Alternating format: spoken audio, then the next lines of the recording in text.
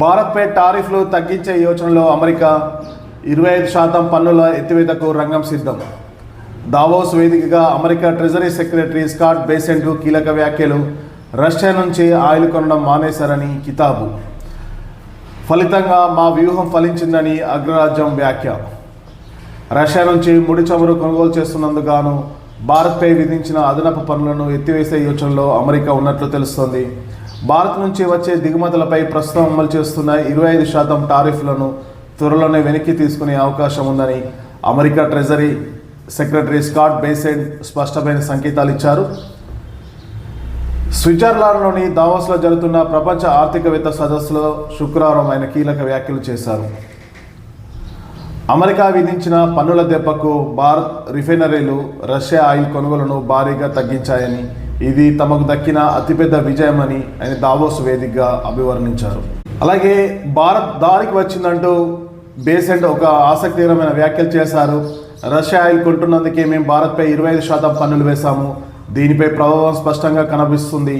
భారత రిఫైనరీలు రష్యా నుంచి ఆయిల్ కొనడం దాదాపు మానేశాయి. అక్కడ కొనుగోళ్లు కుప్పకూలాయి. మా లక్ష్యం నెరవేరింది. ఇది ఖచ్చితంగా మా విజయమే అని. ప్రస్తుతం ఆ పన్నులు ఇంకా అమల్లోనే ఉన్నాయి. కానీ భారత్ ఇలాగే వ్యవహరిస్తే దౌత్యపరమైన మార్గాల ద్వారా ఆ పన్నులు ఎత్తివేసే అవకాశం ఉంది. అదొక చెక్ పాయింట్ లాంటిదని బేసెంట్ మీడియాకు వివరించారు. అలాగే యూరోప్ తీరుపై కూడా మండిపడ్డారు. ఇదే సమయంలో ఆయన యూరోప్ దేశాల ద్వంద్వ వైఖరిని ఎండగట్టారు. యూరోప్ దేశాల ప్రవర్తనను ఆయన మూర్ఖత్వం అని, విడ్డూరం అని ఎద్దేవా చేశారు.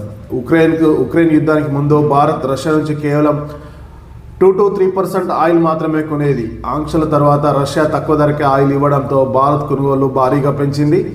భారత రిఫైనరీలో ఆయిల్ను శుద్ధి చేసి భారీ లాభాలకు మళ్ళీ ఐరోపాకే అమ్ముతున్నాయి.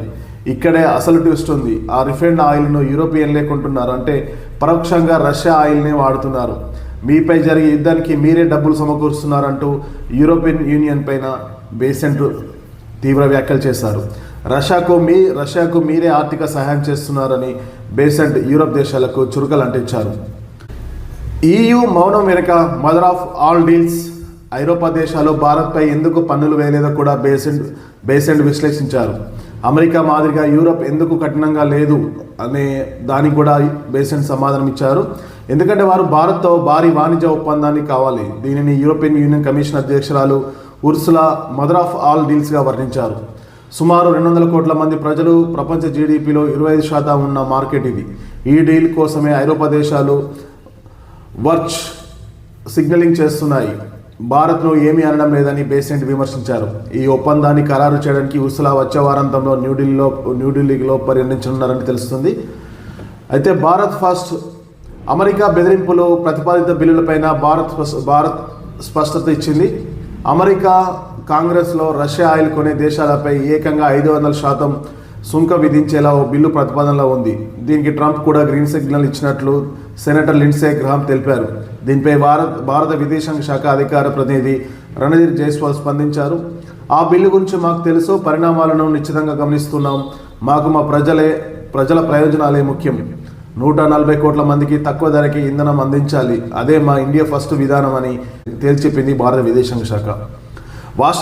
వాషింగ్టన్ నుంచి ఎన్ని హెచ్చరికలు వచ్చినా తమ వ్యూహాత్మక స్వయం ప్రతిపత్తిని కాపాడుకుంటామని భారత్ అమెరికాకు తేల్చి చెప్పింది.